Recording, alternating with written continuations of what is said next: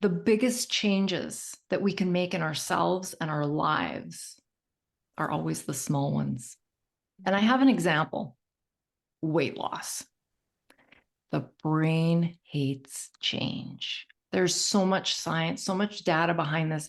Our brain does not like change, it likes consistency. I love it when my clients write books because the book positions them as an expert and helps them with their speaking. So if you're in the process or you've been thinking about writing a book, I just want to encourage you to actually do the thing. But today is not about how to write a book. I'm bringing on another one of my clients who has written a book. And this book is about change because change isn't always positive.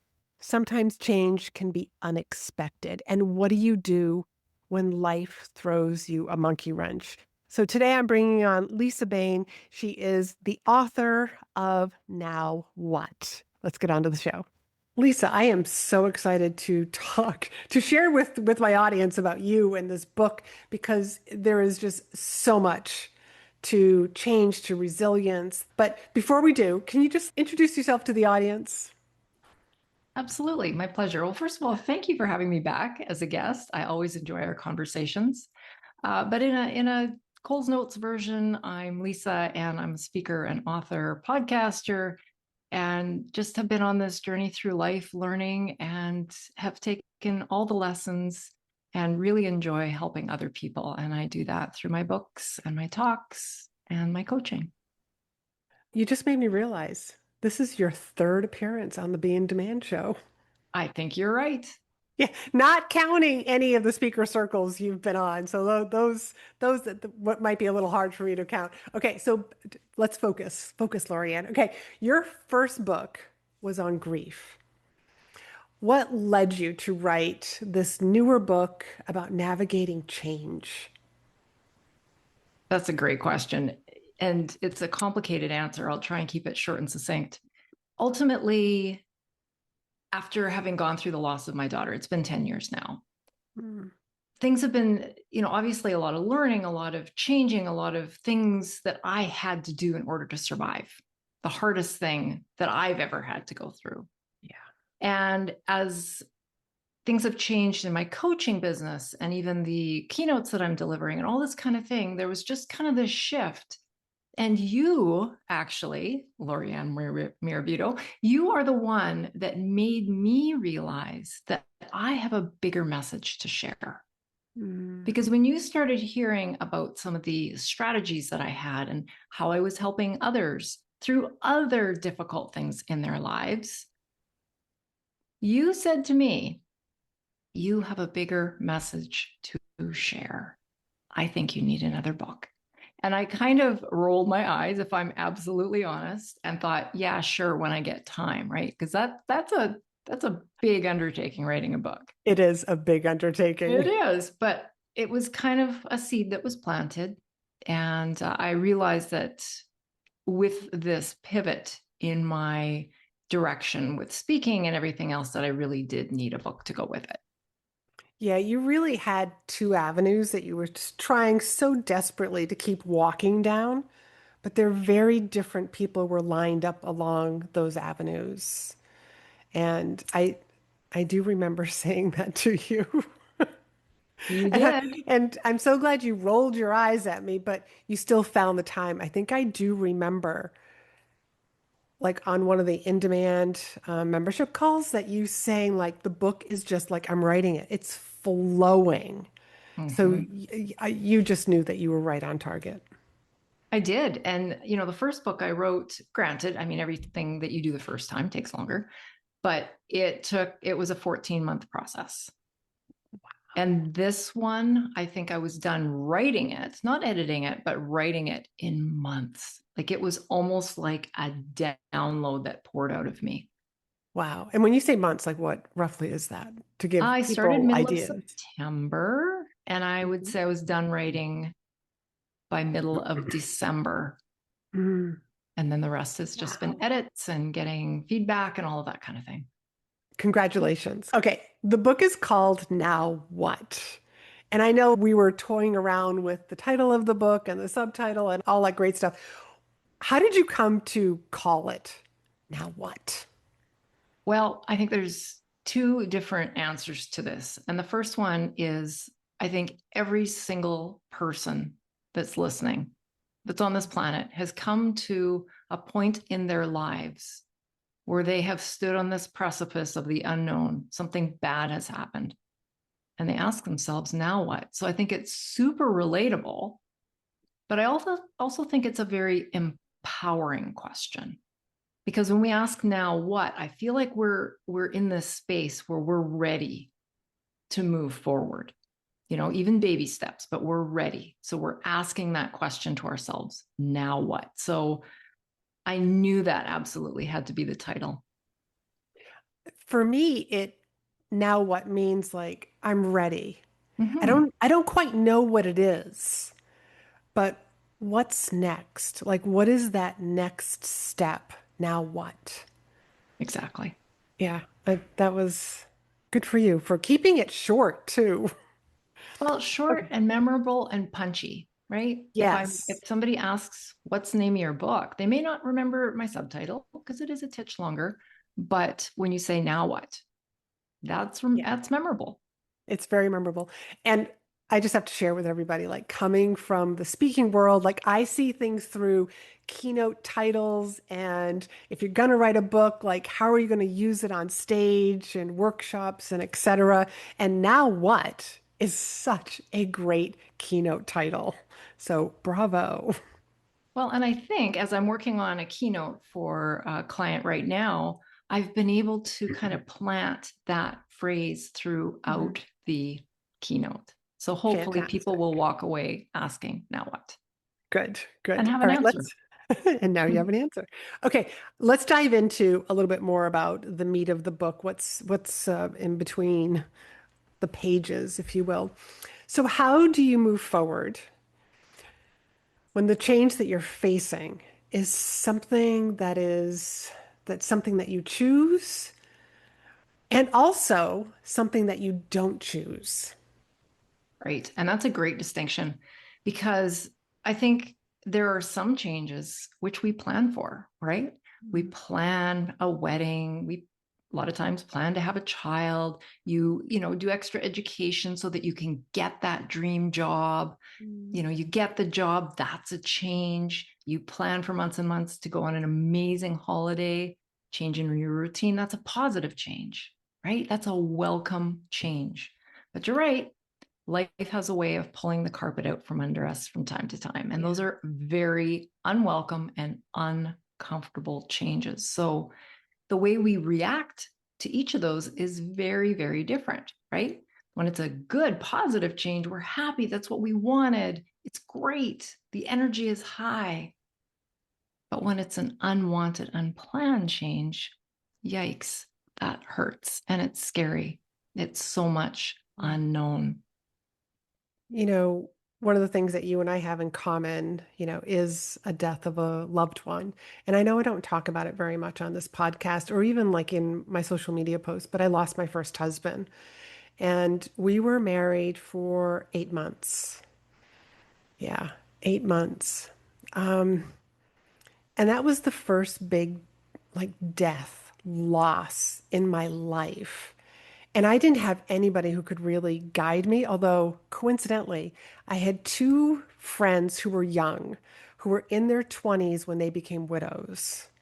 Two girlfriends. Yeah, like they were the ones that I turned to. They were just like, I don't know what to do. And like they didn't really know it. They were just like, well, this is what I did. So like I didn't have like anybody to show me how to navigate this change. I did a lot of, I'm sure I made a lot of mistakes if I had to go back and think about it, but like I had to do things very intuitively. And that's what I think like the value of your book, because you've got this acronym of reset. I mean, you were showing people like you don't have to do this alone. I've been there, I've done that. I've helped lots of other people do this as well. And that's one of the beauties of this book. I mean, everybody who's listening to this, I've had the honor of getting an early copy of this, and I've been able to dive into it. And I just think this is so neat, and it's perfect timing right now with everything that's going on in the world. But now that I've mentioned the whole reset, can you walk us through this framework? Because you and I have talked about this from time to time, but I'd love for you to walk the audience through the framework and how it helps people move forward when they don't even know where to start, where to step next. Absolutely. I have always loved acronyms. When I was, going through high school or university or just trying to wrap my head around something new, if I could apply an acronym to it, I could always remember it 10 times better. And I think for me as a speaker, that's also very powerful for my audience as well. But in a nutshell, reset stands for first letter is R, release. I think so many of us carry around these ideas that we have to be people pleasers, we have to be perfectionists. We can't let anybody see us at our worst or see us struggling. Old beliefs. Sometimes we have to release people, frankly, who Yeah. are maybe not in a supportive place when we need them. And it's just kind of a letting go of all these things that don't serve us. And in the book, we definitely dive more into what that looks like. The And I first just want to E, pause. I just want to pause here for a moment for everybody who's yeah, listening. And that is like, you're giving people permission to release. If it doesn't serve you at like during this season of your life, during this season of change, just release it. It doesn't mean it can't come back, but it's that's just right. not serving you right now. That's right. And when we've gone through, such terrible change, whatever it may be, I think it's really important to do a little bit of house cleaning, right? Because we just don't have the energy to carry everything all at once. So if we can release some of that, that gives us space to do some of the healing work that we need to do. Very good point. The first E is envision. And this really falls towards hope and possibility. And even in those early days, like you say, you don't know what to do, you don't know where to turn. It's it's taking something and just finding the possibility. And here's an example. I'm working with a client right now. They're going through massive change. They've been going through, oh my gosh, a business overhaul for 2 years. Like they are in the muck. Everything's changing, the management, their computer system, the way their business is structured, everything. And Oh as my you can God, talk about imagine, change. people are burnt out, right? And they don't even want to continue with the project anymore. Like this is the place they're at. But what we're working on is trying to look past all the muck, and so we've kind of changed perspectives a little bit, changed the conversation. At the end of the day, when all of this is finally in place, what can we look forward to? Oh God, we don't have to run that report on Tuesday anymore. That 8 hour thing that used to take me every Thursday afternoon, 8 hours is now going to be a 1 point data entry. There's actually hope that I'm going to be able to go home at 5 o'clock every day instead of being here till 7:30. So, changing our perspective a little bit so that we can envision what things might look like on the other side of change. Nice. And S is strengthen. We need to strengthen our foundation when life knocks us over, kicks us in the pants, whatever. We are not at our best. We're not at our strongest. So I do go over some of the finer aspects of self-care. You can't get through hard stuff if you're not sleeping. You can't get through hard stuff if you're not taking care of yourself physically. But we also dive a lot into the mindset, the perspectives, and adding some of the healthy things back in, like the right people. The right people on your journey is critical. And where to Oh, find them? yes. Never underestimate your environment. Your team, right? What's that saying? You are the average of the 5 people you spend the most time with. Yes. When I first heard that, I thought, holy, I got some changes to make. Me too. Right? Yeah.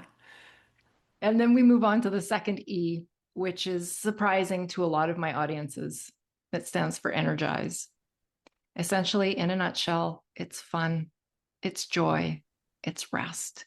One of the first things that we let go of when things get hard, whether we're going through divorce, lost our job, lost our house, like any of these bad things, lost our loved ones, is we forget how to have fun. We Mhm. forget that it's okay and frankly important to have fun because that fun is what fuels us. Anybody listening, if you maybe you're going through that change in the workplace and you're putting in 10-hour days, it doesn't seem so bad when you get together with your good friends on the weekend and you go for that amazing hike to that beautiful waterfall, or you do that creative activity that just fills you up. Yeah. Because then when you get back to the hard stuff, it's like, it doesn't seem so bad. This is reminding me of when I was in the middle of massive change, and a friend just asked me, and he did it intentionally. He told me later. He said, Laurie-Ann, like, what's something fun that you like to do? And I couldn't answer him. And because I couldn't answer him, I said, I did, I was honest. I said, I don't know. But I used to say, I like hiking, I like gardening, I like cooking. And later on, we discussed this because it sat with me that I didn't know. I couldn't remember. I couldn't answer that question of like, what do I enjoy to do? What do I enjoy doing? What are some of my hobbies? And like I said, he did it intentionally and he noticed the stupid answer that I gave him, the surface level answer. But we Isn't ended that up, interesting? yeah.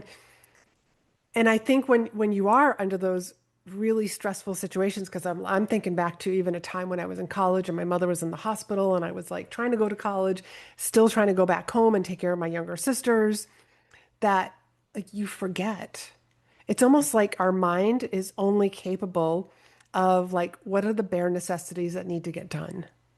Yeah. Let's just focus on that. And so that's why I got amnesia about the things that I enjoyed doing. But having fun is like, I think I'm just like, I'm so much wiser now that if you could like take me and all that I know and plot me back in my 20s or when I like lost my husband, like I think I would handle it differently and definitely keep a lot more fun, even if that was just watching funny cat videos. Okay. Exactly. Exactly. You start where you can. But the reason I'm nodding my head like crazy is this exact question was asked to me by my therapist maybe 5 years ago. I switched therapists because I became friends with the other therapist. She's still awesome, but different relationship. And when I started with this new lady, she said, "Oh, tell me about Lisa." And I listed off all my jobs. I'm a mom, Right. lost my daughter. I'm a wife. I work at the hospital. I mentor bereaved moms. And she just kind of had that glazed over look and nodding and kind of said, "Okay, but what do you like to do for fun?" And like you, I think I sat in silence and the tears actually came. Mm. And she gave me the homework. She actually asked me two really good questions after that. She said, "Your homework is to go home and ask yourself, what did you like to do as a kid?" Right.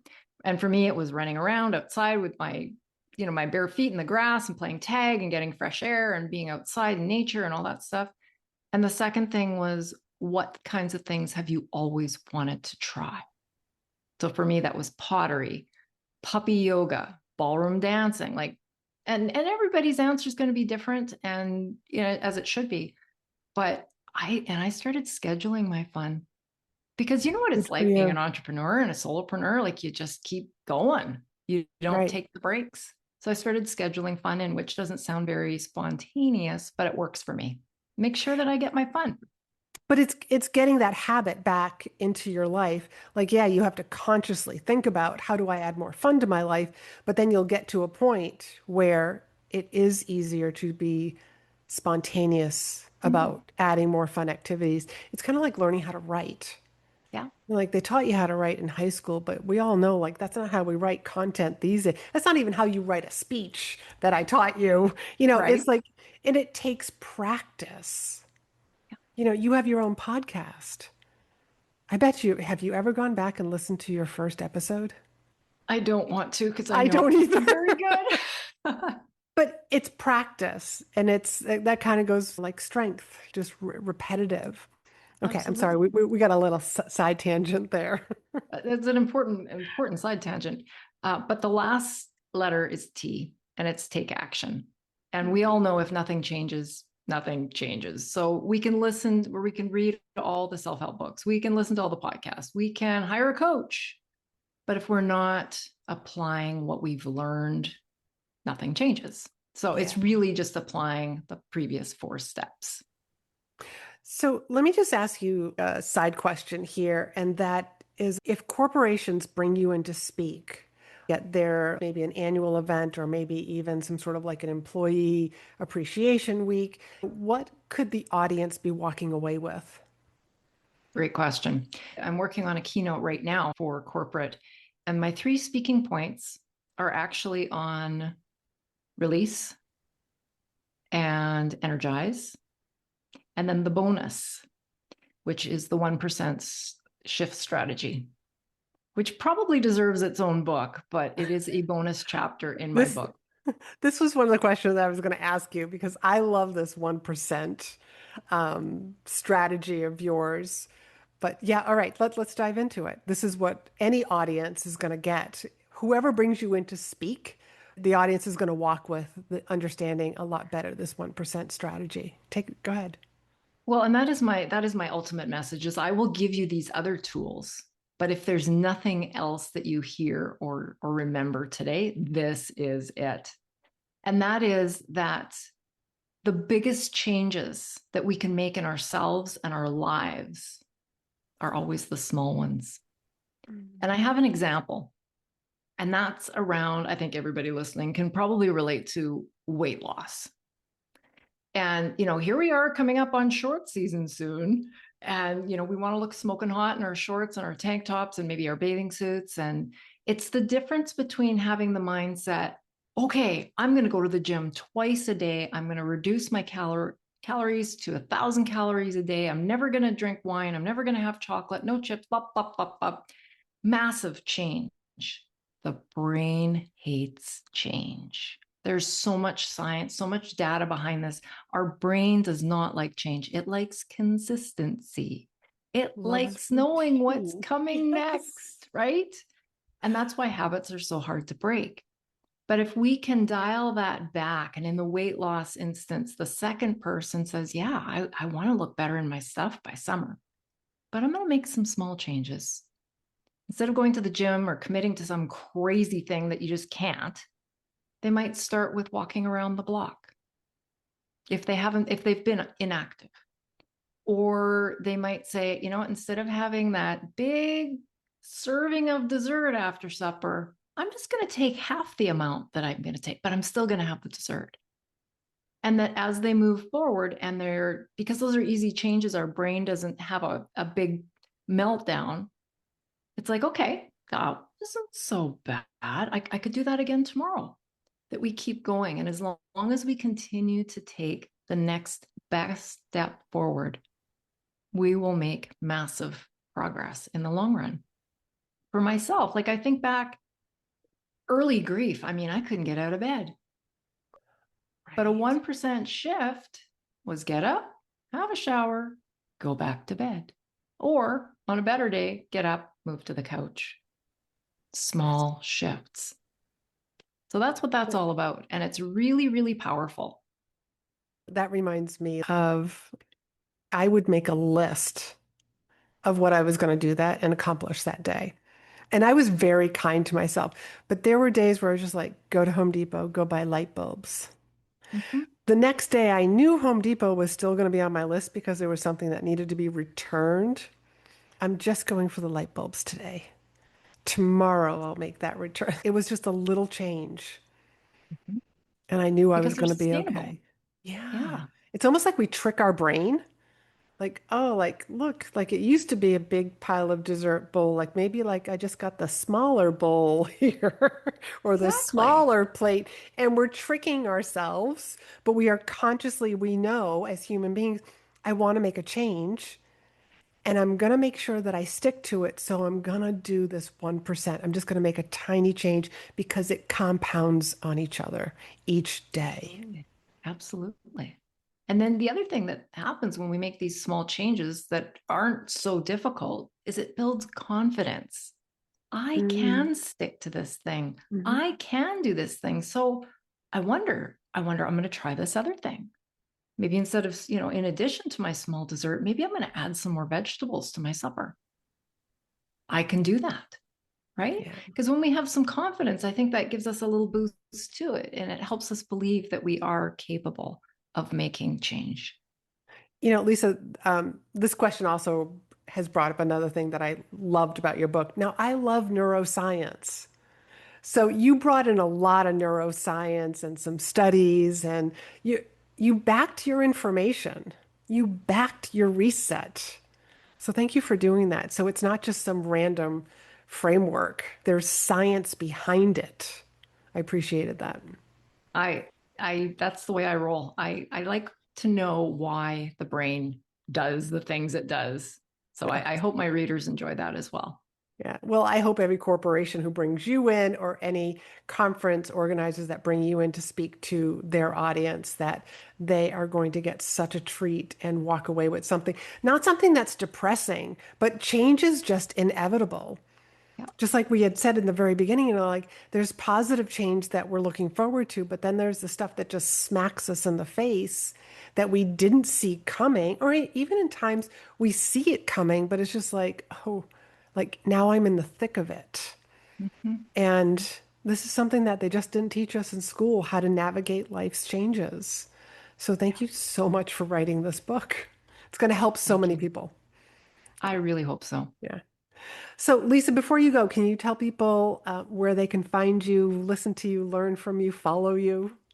Probably a one-stop shop at my brand new website. It's www.resetforchange.com and you can find out everything from there. Fantastic. Thank you so much, Lisa. This has been such an enjoyable conversation.